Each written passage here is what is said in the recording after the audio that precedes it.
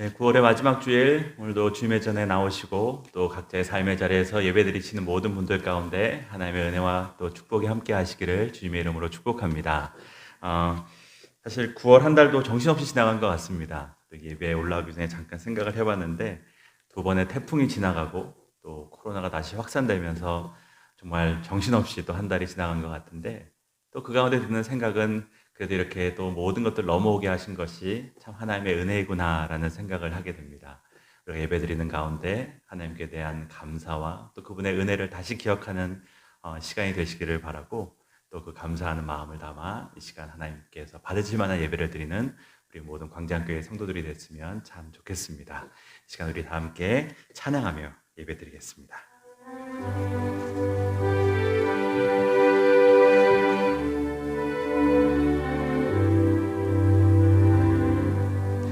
모든 영광을 하나님께, 모든 영광을 하나님께, 온 마음과 뜻 다해 주 사모합니다. 모든 영광을 하나님께. 예수님 찬양 받으소서. 예수님 찬양 받으소서. 죄 사했네 우리 위에 성령 주셨네. 예수님 찬양 받으소서. 위로의 성령님이시여,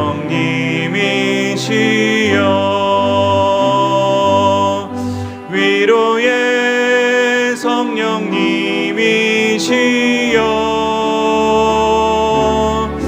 우리 안에 계셔서 늘 인도하셨네. 위로의 성령님이시여.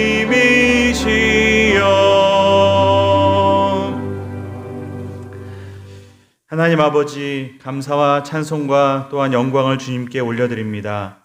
태풍과 여러 어려움 가운데서도 우리에게 결실의 계절을 허락하여 주시고 변함없는 계절의 변화를 통하여 늘 한결같은 하나님의 은혜를 경험하게 하여 주시니 감사드립니다. 이렇게 아름답고 좋은 주님의 날 드리는 우리의 감사와 찬양이 우리 하나님께 상달되기를 간절히 원합니다. 이 시간 주님의 빛난 얼굴을 우리에게 비춰주셔서 저 익어가는 열매처럼 우리의 마음에 아름다운 성령님의 열매들이 맺히게 하여 주시옵소서. 이번 주에는 추석이 있습니다. 예배한 우리의 마음 가운데 걱정과 근심과 어두움이 다 물러가게 하여 주시고 기쁨과 은혜와 사랑으로 풍성이 넘쳐나게 하여 주시옵소서. 우리를 허물과 죄에서 용서하여 주시옵시고 깨끗게 씻어주셔서 이 시간 하나님께서 받으실 만한 예배가 되도록 긍휼을 베풀어 주시옵소서. 이 예배의 주인 되시는 예수 그리스도의 이름으로 기도드립니다. 아멘. 다 함께 자리에서 일어나서 찬송가 28장 찬양하겠습니다.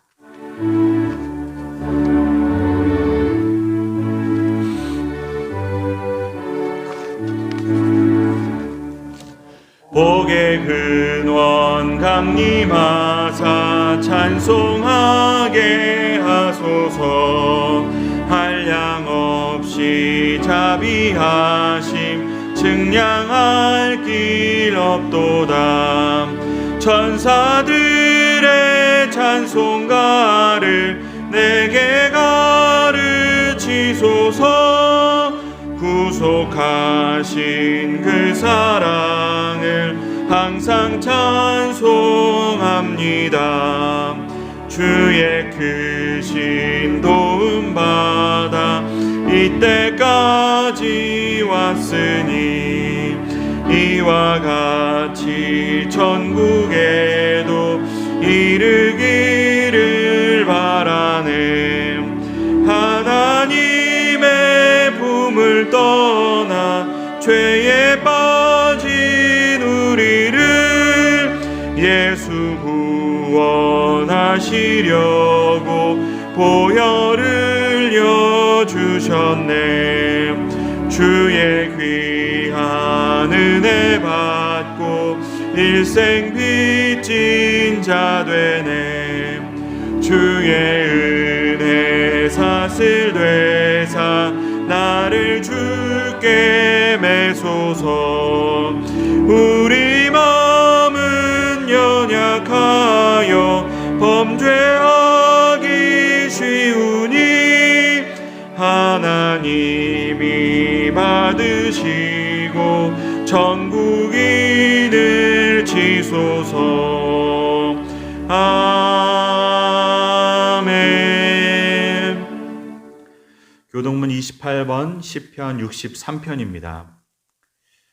하나님이여 주는 나의 하나님이시라. 내가 간절히 주를 찾되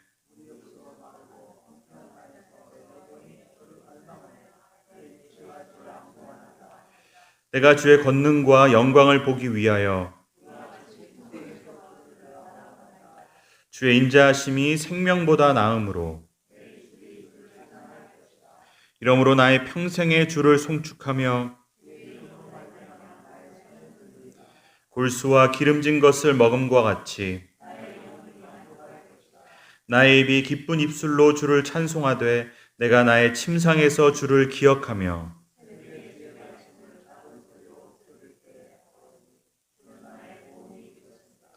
내가 주의 날개 그늘에서 즐겁게 부르리이다. 아멘.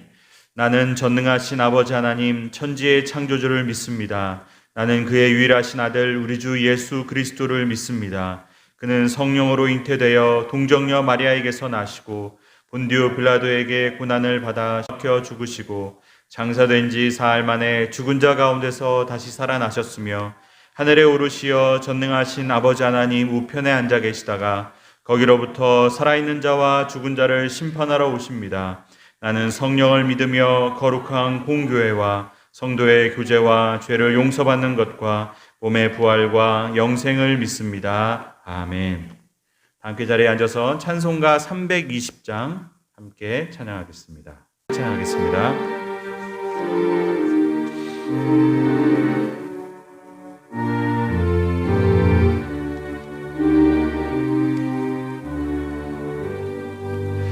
너 하나님께 이끌리어 일평생 주만 바라면 너 어려울 때 힘 주시고 언제나 지켜주시리. 주 크신 사랑 믿는 자 그 반석 위에 서리라. 너 설레는 맘 가다듬고 희망 중 기다리면서 그 은혜로우신 주의 뜻과 사랑에 만족하여라. 우리를 불러주신 주 마음에 소원하신다. 주 찬양하고 기도하며 내 본분 힘써 다하라. 주 약속하신 모든 은혜 내게서 이루어지리라. 참되고 의지하는 자 주께서 기억하시리.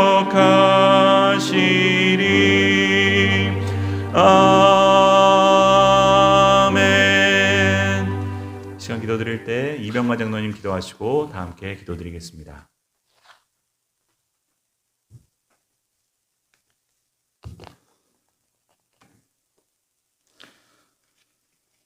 사랑과 은혜가 풍성하신 우리 아버지 하나님, 죄 많고 미련하고 부족한 우리를 주님의 보혈로 깨끗하게 하사 이 시간 함께 예배하게 하시니 감사합니다.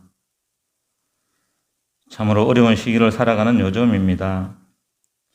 코로나로 온 세계가 힘들어하고 있습니다. 주님의 선하신 인도하심이 이 모든 어려움 가운데서도 새로운 소망을 주실 것을 믿습니다. 하늘은 높고 푸른 가을빛이 완연한 가운데 이제 풍성한 결실의 계절임을 알게 하고 있습니다. 우리 하나님의 은혜로 풍요로운 열매 맺어지게 하셔서 모든 사람으로 주의 크신 은총을 알게 하시고 오고 가는 것이 몹시 부담스러운 이번 한가위 추석을 맞는 모든 사람들에게 마음 깊은 곳에서 서로의 정을 나누고 일상에서 쉼을 얻는 시간들로 되게 하시옵소서. 나라와 민족을 위한 온 국민의 영혼을 담아 코로나로 인한 여러 어려움들도 잘 수습되어지게 하시고 또 황당한 남북한의 상황들도 새로운 변화를 만들어가게 하시기를 원합니다. 이런 때일수록 우리 믿는 자들의 마음 가운데 더 힘든 이웃들을 향한 사랑과 헌신을 실천할 수 있는 복된 시간들이 될 수 있기를 소망합니다.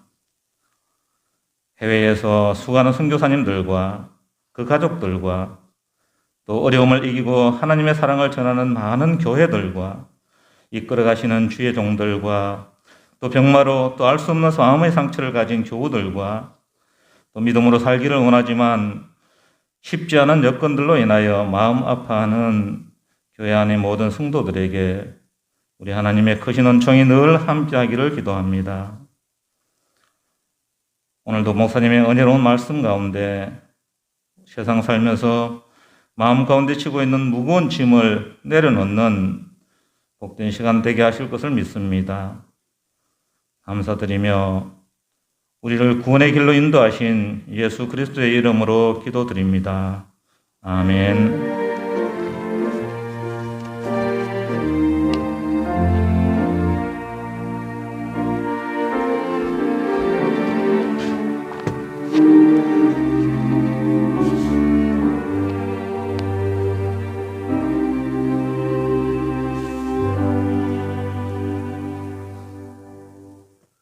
오늘 하나님께서 우리에게 주신 말씀은 출애굽기 17장 1절부터 7절까지의 말씀입니다.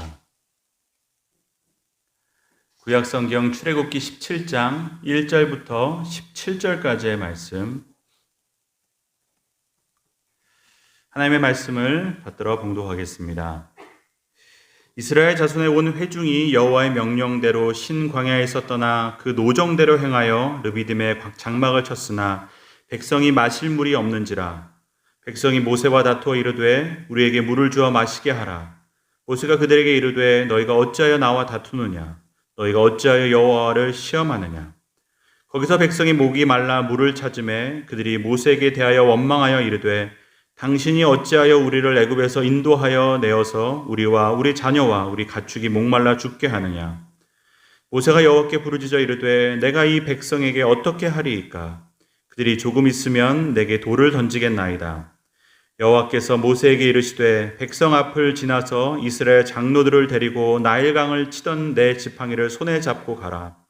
내가 호렙산에 있는 그 반석 위 거기서 내 앞에 서리니 너는 그 반석을 치라. 그것에서 물이 나오리니 백성이 마시리라.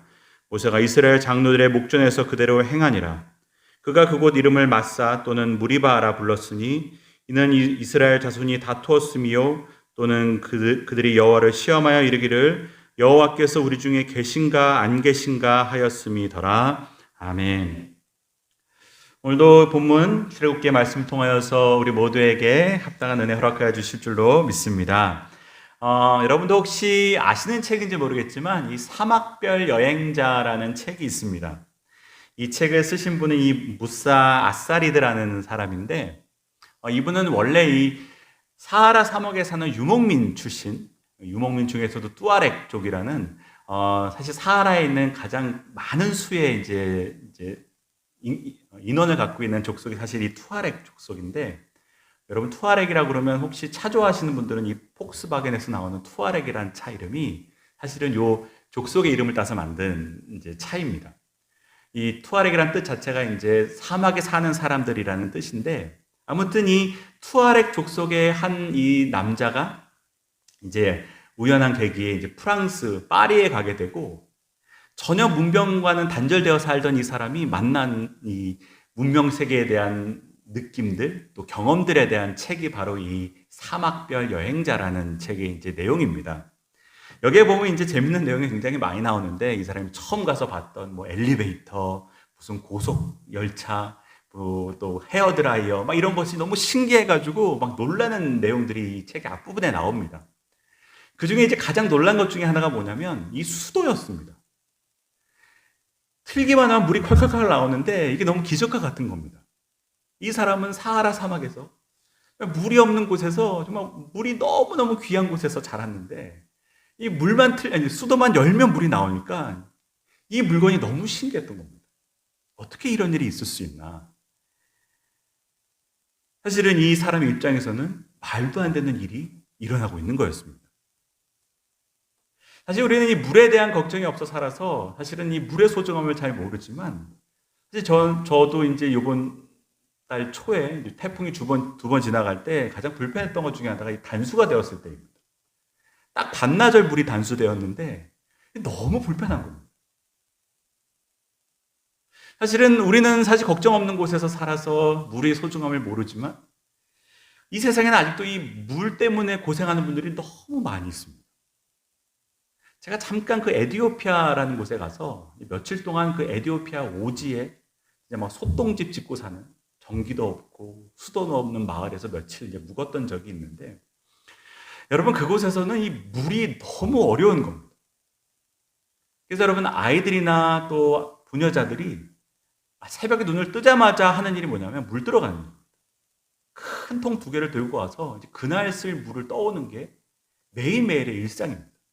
여러분 이게 뭐 한두 시간 걸리는 일이 아닙니다.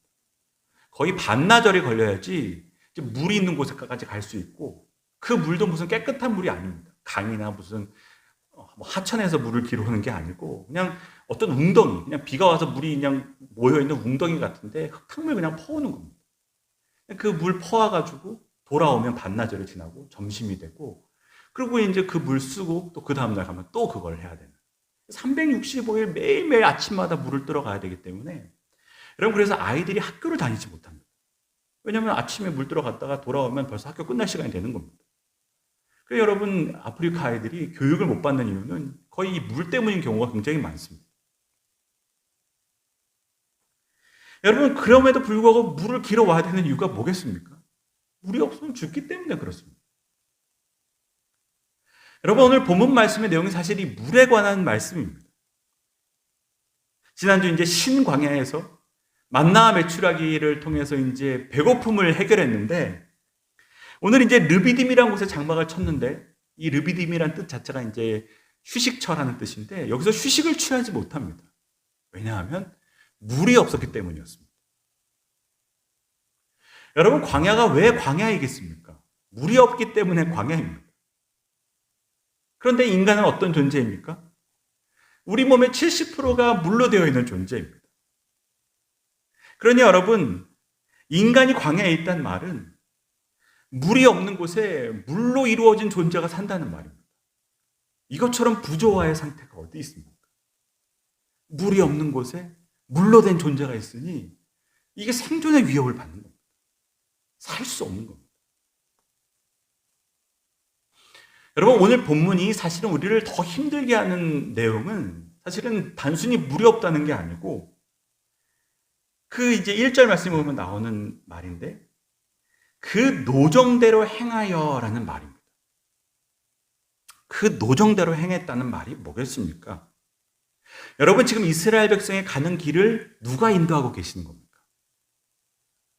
이스라엘 백성은 지금 뭐 지도를 보고 가는 것도 아니고 무슨 내비게이션을 틀어놓고 가는 게 아닙니다.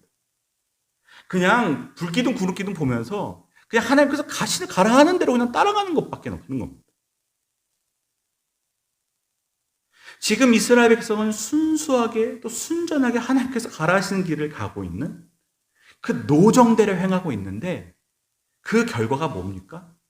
그 다음에 나오는 백성이 마실 물이 없는지라. 물이 없다는 것. 우리가 이렇게 하나님의 인도하심 따라 순순히 따라가고 있는데 최소한 우리를 살게는 해 주셔야 되는데, 내가 무슨 부귀영화를 누리겠다는 게 아닌데 부귀영화는커녕 물이 없다는 것. 사실은 이것이 우리를 더 어렵게 만드는 내용입니다. 여러분, 때로 우리가 성경을 읽다 보면 이스라엘 백성이 뭐 불평했네, 원망했네 하면서 우리가 뭐라 하지만, 어떨 때는 이스라엘 백성들의 마음이 이해가 될 때가 있습니다. 왜 안 그렇겠나? 왜 안 이랬겠나 싶은 겁니다. 성경도 오늘 보란 듯이 그렇게 기록하는 겁니다. 노정대로 행했는데 마실 물이 없는지라. 여러분, 이 말을 다시 하면 뭐겠습니까? 하나님 뜻대로 살았고 또 하나님께 순종함으로 길을 왔는데 마실 물이 없을 수도 있다는 겁니다. 아예 대놓고 말씀하시는 겁니다. 하나님이 인도하시는 길은 고난과 환난이 없는 길이 아니다. 다시 말해, 우리가 말하는 성공을 보장하는 길이 아니라는 겁니다.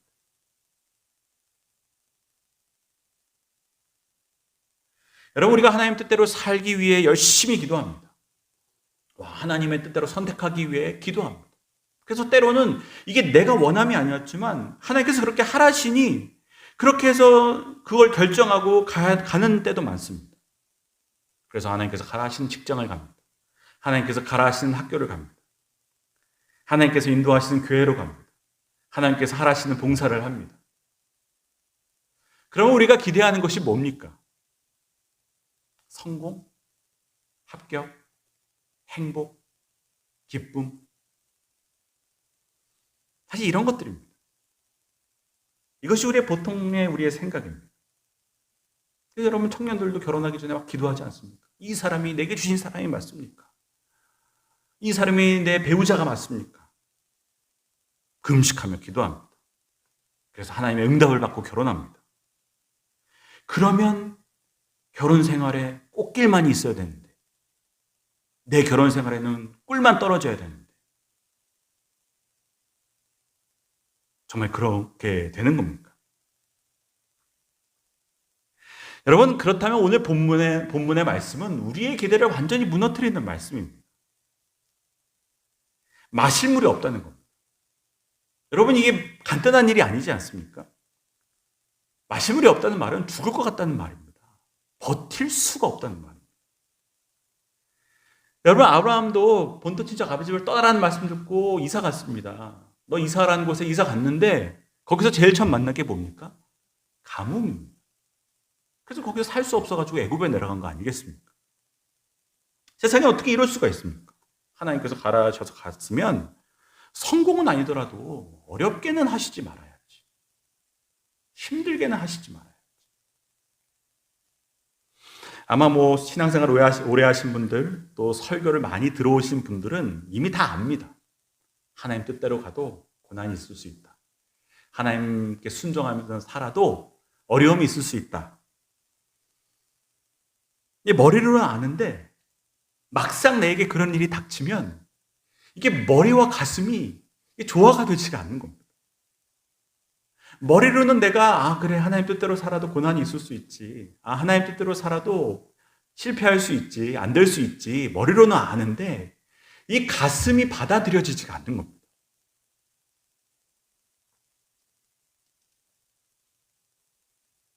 여러분, 제가 지난주에도 잠깐 말씀드렸지만 어려움이 왔을 때 그것이 어렵고 힘든 것은 아주 자연스러운 일입니다. 하나님께 순종하러 갔는데 어려움을 만납니다. 그런데 바로 그 지점이 중요한 지점입니다. 그 순간이 중요한 순간이라는 겁니다. 그 어려움을 어떻게 대처하고 어떻게 반응하는지에 따라서 이 길이 두 길로 나눠지는 겁니다. 그래서 여러분, 어려움을 어려움으로 느끼지 않는 것이 신앙이 아닙니다. 막 믿음을 가지면, 막 믿음이 좋아지면 아무 어려움도 없이 무슨 득도한 사람처럼 하늘을 둥둥 떠다니는 것처럼 사는 게 이게 믿음 좋은 게 아닙니다. 무슨 일이 일어나도 아무 감정도 없어지는 게 믿음이 아니라는 겁니다. 믿음의 사람도 똑같이 발을 땅에 딛고 사는 겁니다. 어려움이 오면 어렵습니다. 고민도 됩니다. 갈등도 됩니다. 그러나 그것을 어떻게 받아들이고 반응하는지가 달라진다는 말이에요. 그래서 오늘은 먼저 이 백성의 반응을 함께 살펴보겠습니다. 이 노정대로 와서 물이 없어졌는데 이 백성들이 어떻게 반응하냐? 여러분 오늘 17장 1절 말씀에 백성이 마실 물이 없는지라는 말이 끝나자마자 2절이 어떻게 시작됩니까? 백성이 모세와 다투어 이르되 로 시작이 됩니다. 모세를 찾아가서 따지기 시작하는 겁니다. 가서 뭐라고 그랬겠습니까? 해결하라는 겁니다.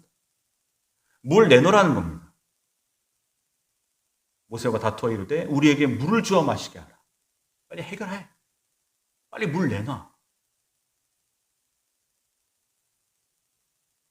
여러분 이 말을 좀 더 자세히 생각하면 이런 말 아니겠습니까? 아무리 생각해도 이건 아니라는 겁니다. 이건 불합리한 거라는 겁니다. 내가 아무리 바보 천치라도 이 정도는 구별할 수 있다는 겁니다. 우리가 순수히 따르라고 해서 따라왔는데, 우리가 순수히 오자고 해서 여기까지 왔는데 어떻게 우리한테 이렇게 대화할 수 있느냐는 거예요. 나한테 어떻게 이럴 수가 있냐? 내가 도대체 무슨 잘못을 했냐? 내가 도대체 무슨 잘못을 했길래 물도 못 마시게 하냐? 3절 말씀에 보면 조금 더 자세하게 나와 있는데 여기 이렇게 기록이 되어져 있습니다. 당신이 어찌하여 우리를 애굽에서 인도하여 내어서 우리와 우리 자녀와 또 우리 가축들이 목말라 죽게 하느냐? 억울하다는 겁니다. 이러려고 우리를 애굽에서 구출해냈냐? 이러려고 우리를 여기까지 인도하여 냈냐? 이제는 모세의 저희에 대해서 의심하기 시작합니다. 도대체 저 인간이 우리를 이곳에 데려온 이유가 뭐야? 저 사람이 우리를 속여서 우리를 다 한순간에 죽여버리려고 여기 데려온 거 아니야? 라고까지 생각을 하는 겁니다. 그래서 오늘 본문에 보면 아예 우리와 우리 자녀와 우리 가축들을 목말라 죽게 하느냐. 여러분 왜 우리 자녀, 우리 가축까지 이렇게 언급하겠습니까? 이 사람이 우리를 망하게 하려고 하는데 이거 잘 꼬셔가지고 데리고 나와서 여기서 아예 한목에 우리 후손들과 우리 재산들까지 한목에 없애버리려고, 한목에 제거해버리려고 여기 데리고 나온 거 아니야? 이제 모세라는 사람이 이제 의심되기 시작하는 겁니다. 저 사람이 우리를 망하게 하려는 사기꾼이라는 사실을 이제 스스로 이제 깨달아 간다고 생각하는 겁니다.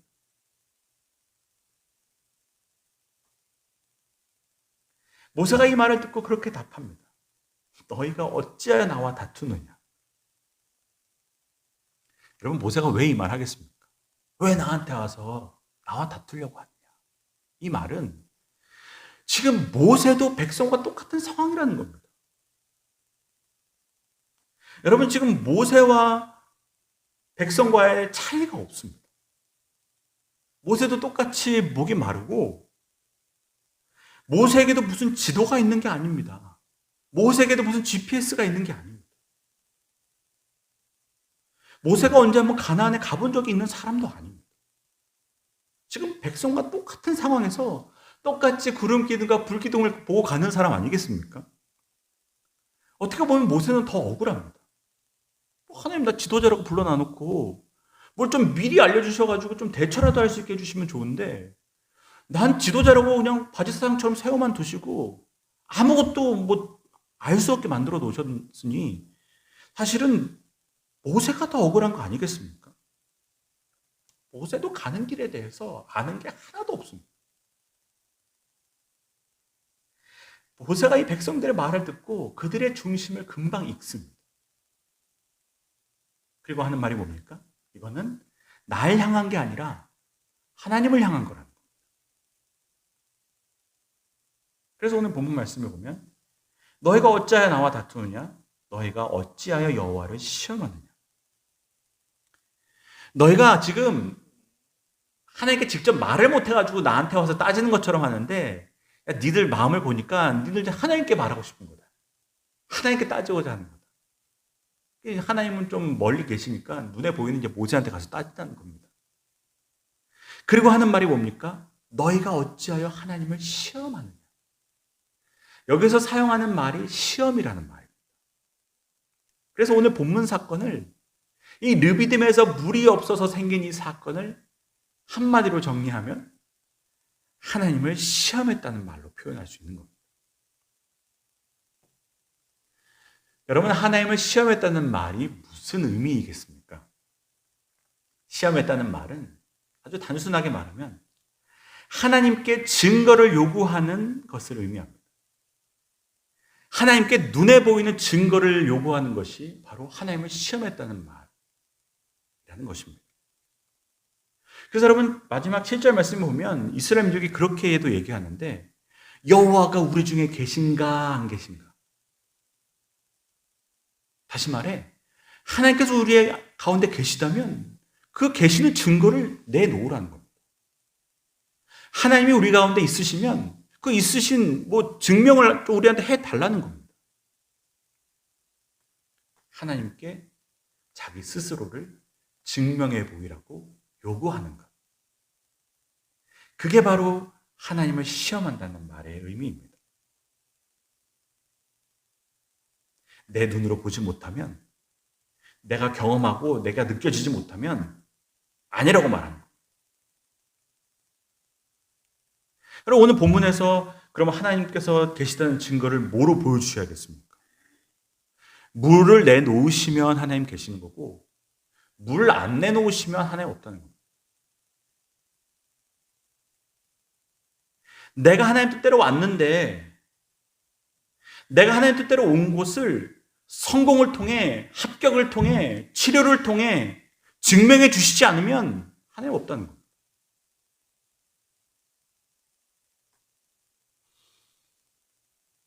성공을 통해 증명해 내라는 겁니다. 내 합격을 통해 증명해 내시라는 겁니다. 내 병 고침을 통해 증명해 내시라는 겁니다. 여러분, 이와 같은 것의 가장 분명한 예가 뭡니까? 예수님께서 이제 사탄에게 시험 받으실 때, 여러분 그런 시험 있지 않았습니까? 예수님을 데리고 이 마귀가 성전 꼭대기에 올라가서 한번 떨어져 보라고 하는 겁니다. 네가 여기서 떨어져도 하나님 살아계시면 너 다치지 않는다는 겁니다. 하나님께 천사를 보내서 너를 받아주실 거라는 겁니다. 그러니 한번 뛰어내려 보라는 겁니다. 이게 뭡니까? 하나님 볼모 잡아가지고 하나님으로 하여금 스스로 살아계신 것을 보여달라는 겁니다. 증명해내라는 겁니다. 그때 주님께서 하셨던 말씀이 그겁니다. 주 너희 하나님을 시험하지 말라. 하나님 시험하지 말라는 겁니다. 하나님으로 하여금 하나님이 왜 스스로 자기를 증명하셔야 하냐는 겁니다. 여러분, 우리는 늘 생각합니다. 하나님이 함께 하시는데 어떻게 나한테 이런 일이 일어날 수 있어? 어떻게 내가 떨어질 수 있어? 어떻게 나한테 이런 일들이 벌어질 수 있어? 그러면서 하나님께 화가 나는 겁니다. 하나님께 삐지는 겁니다. 그것이 불평으로 터져나오고 원망으로 터져나오는 겁니다.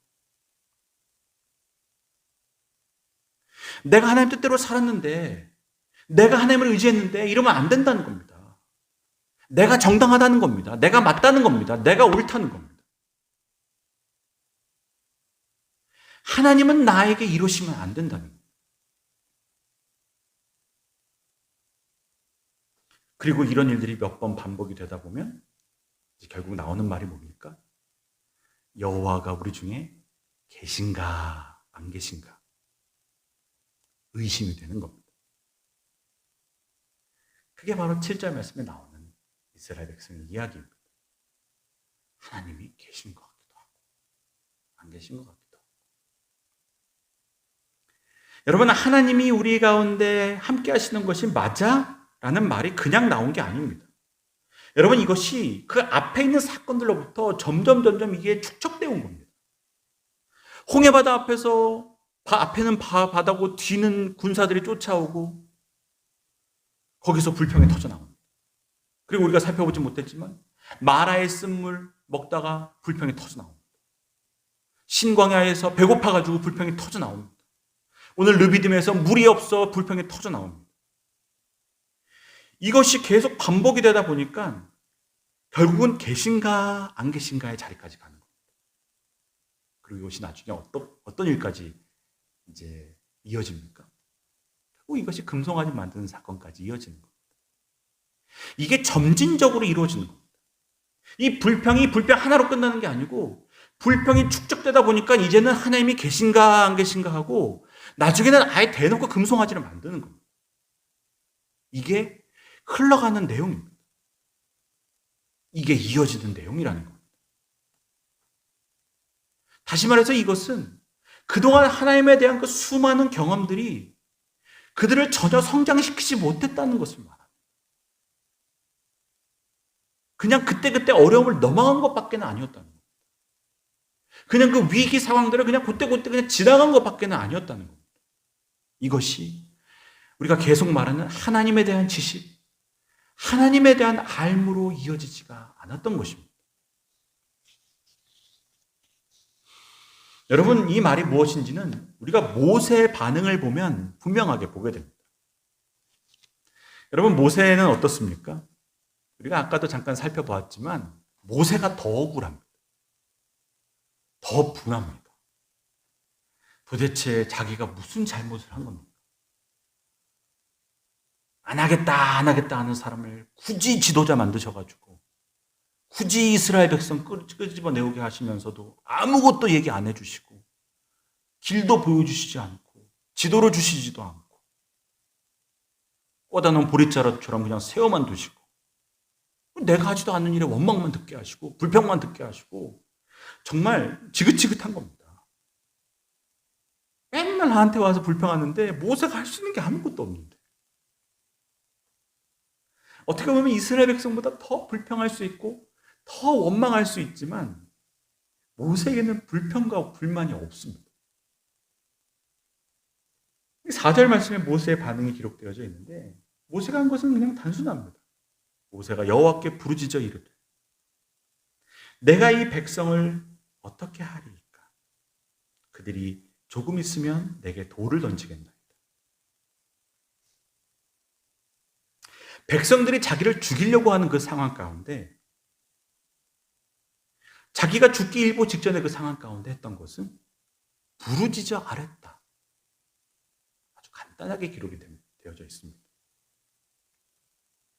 이 말이 뭐겠습니까? 모세에게 물이 없는 상황, 또 모세에게 지금 돌에 맞아 죽을 것 같은 위기의 상황은 불평의 순간이 아니라 기도의 순간이었다는 말입니다. 그는 그 물이 없는 상황에서 그 상황을 기도의 순간으로 받아들였다는 겁니다. 아니, 그 순간에 기도했다는 말. 이것이 어려움을 만나는 모세의 반응이었습니다. 백성과의 반응과 전혀 다른 모세의 모습이었습니다. 여러분, 이게 아주 간단한 것 같지만 이게 갑자기 되는 게 아닙니다. 이것은 모세가 늘 기도하는 사람이었다는 것을 단적으로 보여주는 예입니다. 그는 물이 없는 상황, 생명의 위협을 받는 상황에서만 기도하는 사람이 아니었다는 말입니다.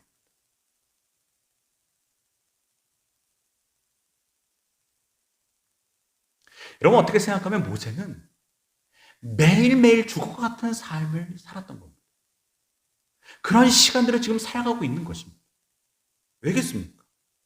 이 백성을 어떻게 인도해야 될지도 모르겠고 매일매일 어떤 일들에 대처를 어떻게 해야 될지도 모르겠고 무슨 말을 해야 될지도 모르겠고 무슨 답을 줘야 될지도 모르는 상황 가운데 모세는 매일매일의 삶이 죽을 것 같은 상황이었던 겁니다. 백성은 지금 르비딤에 와서 물이 없다고 죽을 것 같다고 말하지만 모세는 르비딤이 아니어도 매일매일이 르비딤이었습니다. 이 말은 그가 매일매일이 쉽지 않았고 매일매일 기도하지 않으면 죽을 것 같은 삶을 살았다는 말입니다.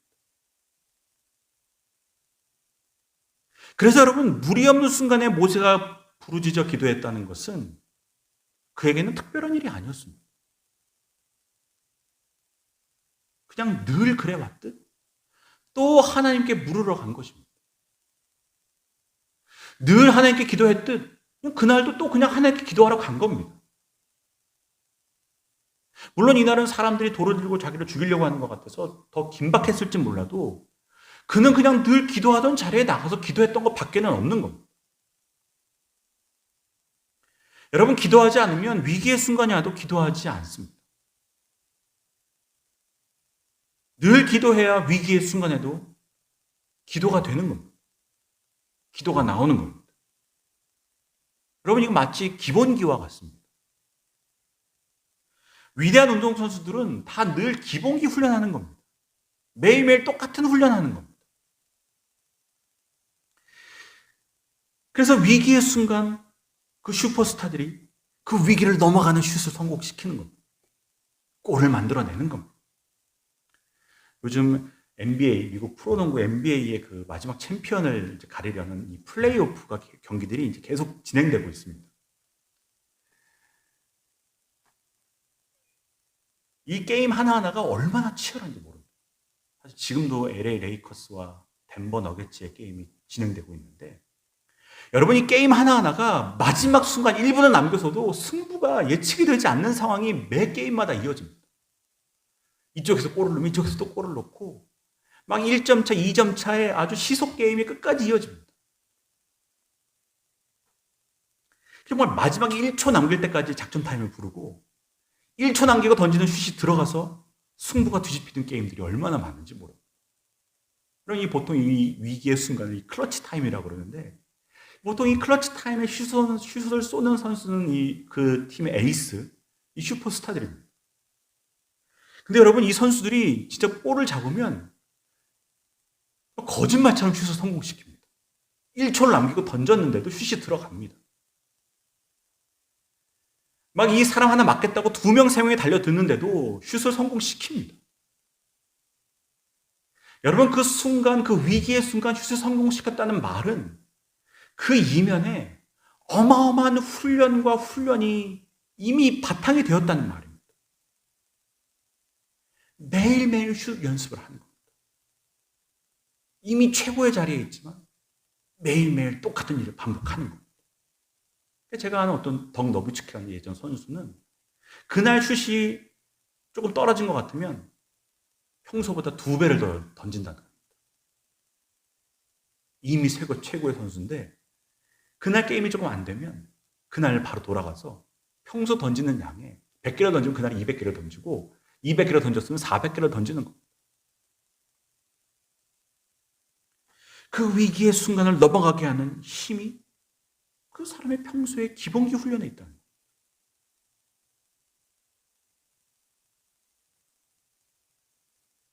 여러분, 모세가 이 위기의 순간에 기도의 자리로 나갔다는 말은 그가 평소에 기본기가 얼마나 잘 되어 있는 사람인지를 보여준다는 말입니다. 여러분, 그래서 기도는 항상 해야 되는 것입니다. 물이 떨어지고 하는 것이 아닙니다. 신앙의 기본기가 잘 되어 있는 사람은 위기의 순간에 빛이 나는 겁니다. 기본기가 안 된 사람에게는 위기는 그냥 위기이지만 날마다 기도하는 사람에게는 슛이 날마다 연습된 사람에게는 위기는 바로 기회가 되는 줄로 믿습니다. 여러분, 날마다 기도하는 사람이 왜 다른 줄 아십니까? 크건 작건 날마다 하나님께 나가 기도하고 날마다 하나님을 만난 사람에게는 기본적인 바탕이 있습니다. 그 바탕이 뭐냐면 내가 이해하지 못할지라도 뭔가 하나님께는 뜻이 있다는 것을 기도하는 사람은 압니다. 늘 기도하고 하나님과 만나는 그 관계 가운데 하나님은 선하시다라는 기본 바탕이 있는 겁니다. 하나님은 뭔가 뜻이 있으시고 계획이 있으시다라는 기본적인 신뢰가 있습니다. 그래서 혹 내가 이해하지 못하는 상황을 만날지라도 선하신 하나님께는 계획이 있으실 거야. 뭔가 뜻이 있으실 거야. 거기서 출발을 하는 겁니다. 이게 없으니까 바로 불평이 나오고 바로 원망이 나오는 겁니다. 여러분, 이게 얼마나 큰 차이인지 모릅니다.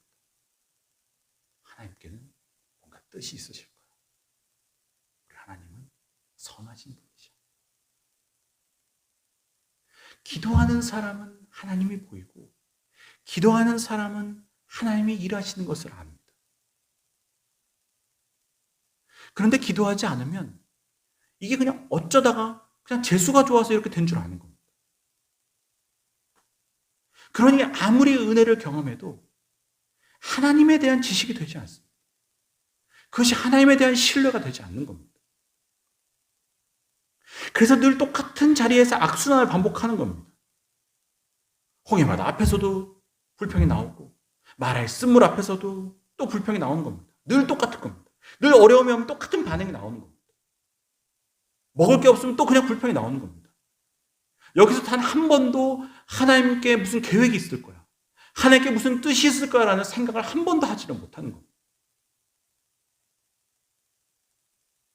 1000만 번 경험해도 날마다 똑같은 반응, 원망과 불평이 터져 나오는 겁니다.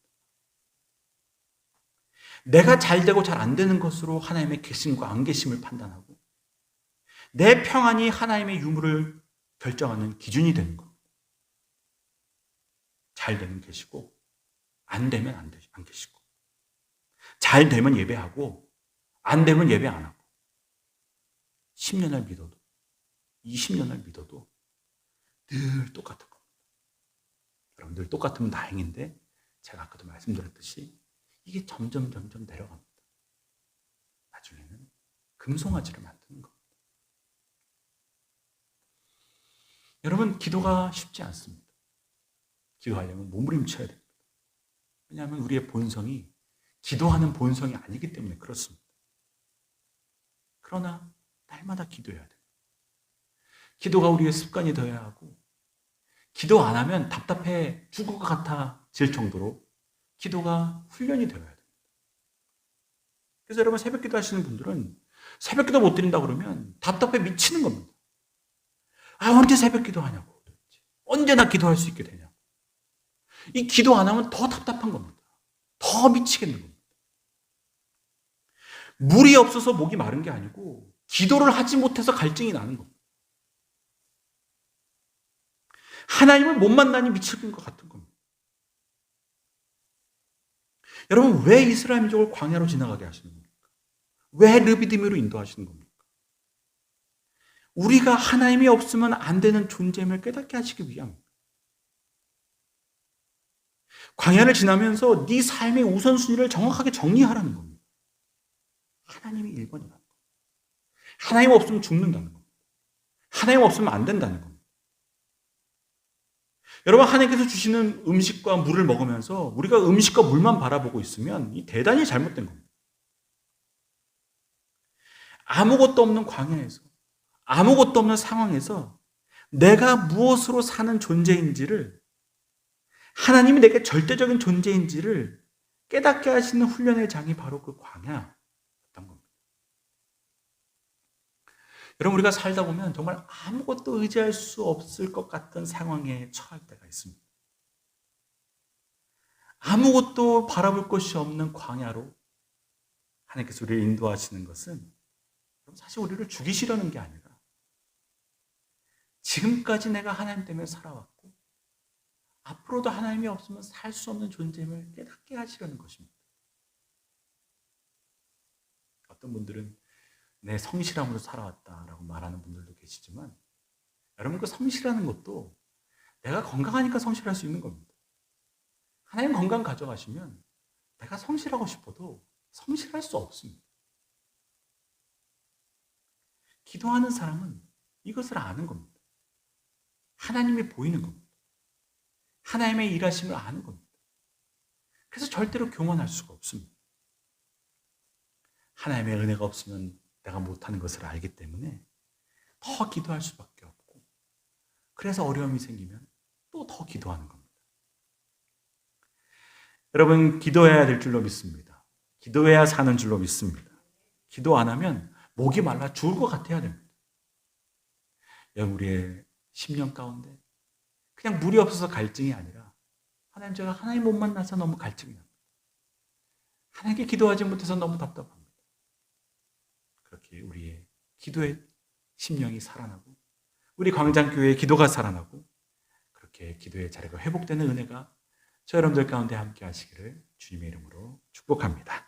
기도드리겠습니다. 하나님, 우리의 심령 가운데 이 시간 하나님이 없어 갈증이 있다면, 하나님이 없어 가람이 있다면 우리가 속히 기도의 자리를 회복하게 도와주시고 기도의 자리로 나아가게 도와주시고 다시 기도의 심령이 회복되도록 은혜를 베풀어 주시옵소서. 그저 육신의 목이 말하는 것만 문제 삼고 내 심령의 가람은 깨닫지 못하는 우리를 불쌍히 여겨주시고 주님, 우리의 심령 가운데 은혜를 부어주셔서 우리 광장교회 모든 성도들 한평생 기도의 자리 빼앗기지 않게 도와주시고 우리 광장교회 기도의 불이 꺼지지 않게 도와주시고 날마다 깨어 기도하여 우리 어떤 삶의 위기의 순간에도 모세처럼 주님께 나와 기도하여 기도함으로 그 모든 어려움을 넘어가며 반석에서 물이 터져나오는 은혜가 있게 도와주시옵소서. 그렇게 주님께서 주시는 은혜로 살아가는 우리의 인생이 되게 도와주시고 그렇게 광야 같은 인생길에서 기도로 승리하는 저희들 될 수 있도록 주여 함께하여 주시옵소서. 예수 그리스도의 이름으로 기도드립니다. 아멘. 시간 주신 말씀 기억하시면서 찬송가 384장 함께 찬양하겠습니다.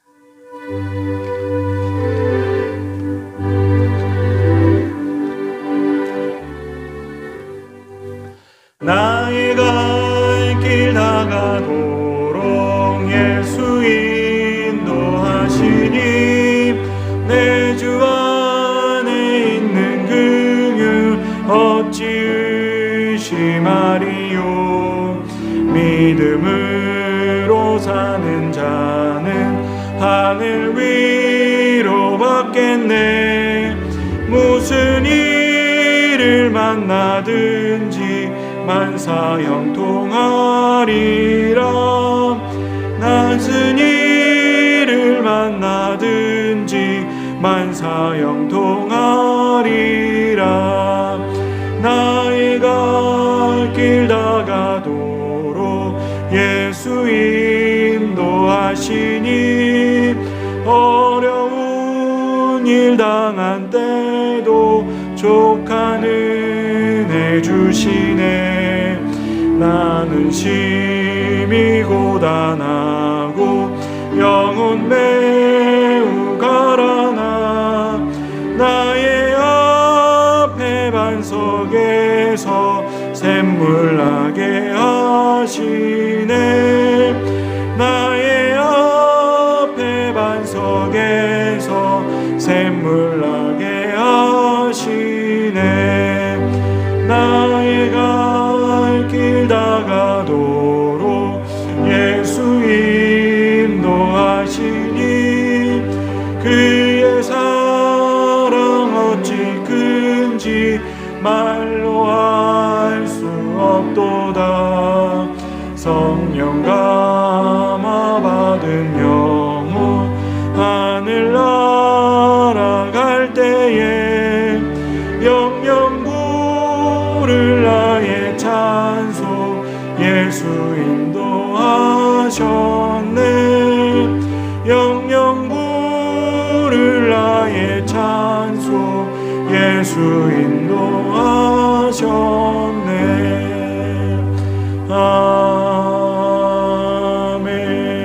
아멘.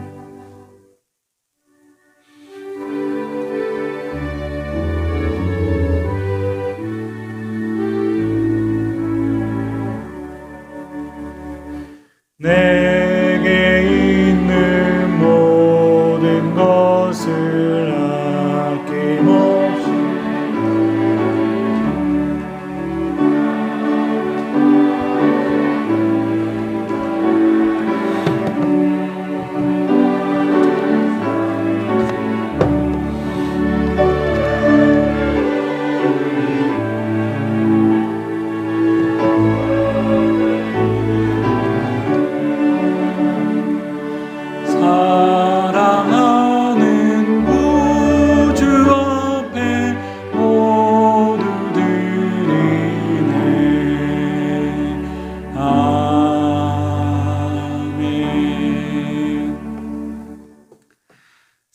하나님 아버지 은혜를 감사드립니다.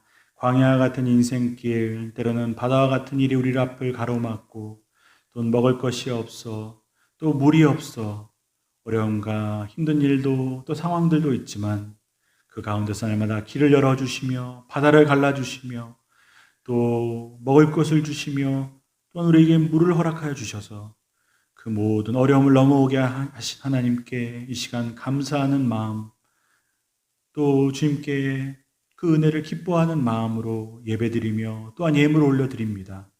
하나님이 예배와 또 이 예물 기뻐 받아주시고 우리의 마음 가운데 주님의 은혜를 잃어버리지 않게 하시며 잊지 않게 도와주시고 우리의 삶에 어려운 일이 있을지라도 그 가운데 하나님의 선하신 뜻과 계획을 신뢰하게 하시고 믿게 도와주시며 그 가운데 하나님께 나아가 날마다 기도함으로 우리의 광야 같은 인생 믿음으로 승리하는 삶이 될 수 있도록 붙잡아 주시고 은혜를 베풀어 주시옵소서. 우리의 모든 마음 가운데 주여 역사하여 주셔서 기도의 심령이 회복되게 하시며 기도의 자리가 회복되게 도와주시고 늘 날마다 깨어 기도하며 주님의 나라를 바라보며 하나님을 바라보며 사는 인생이 될 수 있도록 주님 은혜를 더하여 주시옵소서.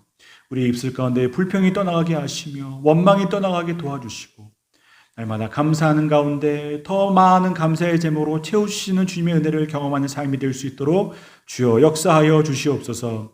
이 시간 하나님께 간구하오니 이 나라의 민족 붙잡아 주시며 수많은 어려움과 위기 지금까지 넘어오게 하신 것처럼 앞으로 하나님께서 길 열어주실 줄로 믿사오니 모든 믿는 자들이 깨어 기도하게 도와주시고 하나님 더 잘 믿게 도와주셔서 한국교회가 깨어 기도하며 이 민족을 바른 길로 인도하는 하나님의 백성들이 될 수 있도록 주여 역사하여 주시옵소서.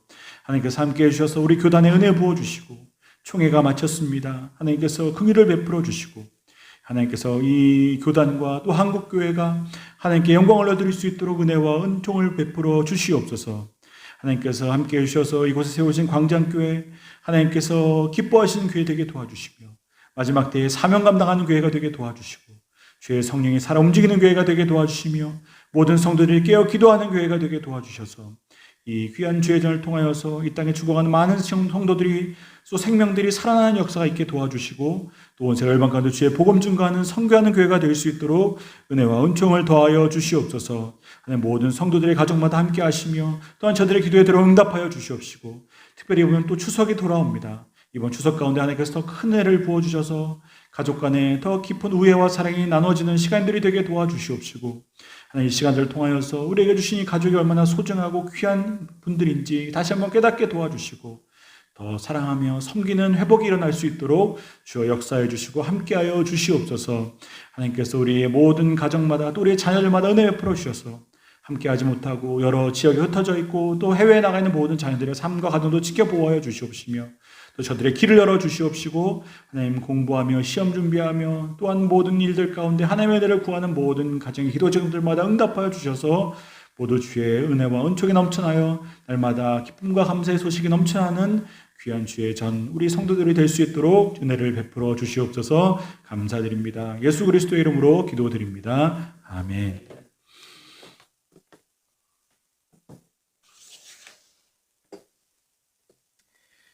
네, 오늘도 9월 마지막 주일 주님의 전에 나오셔서 또 각자의 자리에서 예배드리시는 모든 분들에게 하나님의 은혜와 은총이 넘쳐난 줄로 믿습니다. 시간 잠시 광고 드리겠습니다.